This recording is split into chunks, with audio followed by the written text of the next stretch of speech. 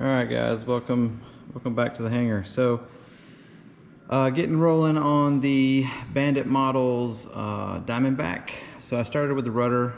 I didn't want to do a lot tonight. It's kind of late, so I just want to do something simple. It's pretty straightforward.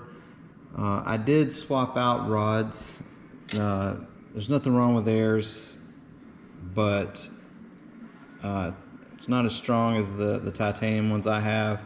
And like I said, these I've just had for, I've got tons of rods, and it's actually, it's probably, so the way I looked at it, and I don't know, I might switch back to this just because, sorry for the video in here, but I might switch back to this because when you use the longer rod, you flip the servo over and it's here. And versus being here, and I always rather have a shorter one. The servo, it depends on what servos you use as well. I don't know what they designed this for, but I wish they wouldn't. That's kind of one of the things that I don't particularly like is when they pre-cut this, because every servo is a little different, and it's just easier to cut your own.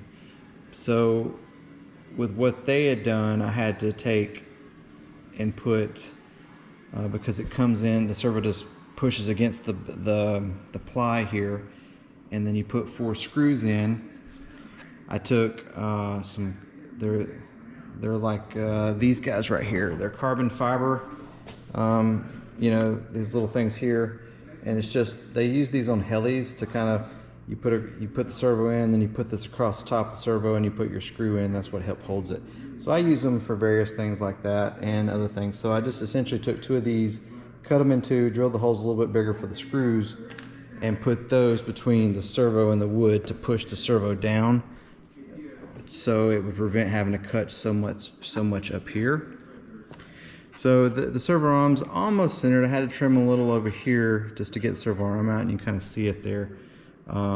But it's going to have a little bit right there. You can see how it pushes down. So I'm going to have to, see, I don't like that. You end up having these really big, ugly holes. And you could go with a longer arm, but that's not the way to do it. You go longer arm here, and you're short here. It's a reverse mechanical advantage. It kind of works against you. So, and this is a pretty long servo arm. This is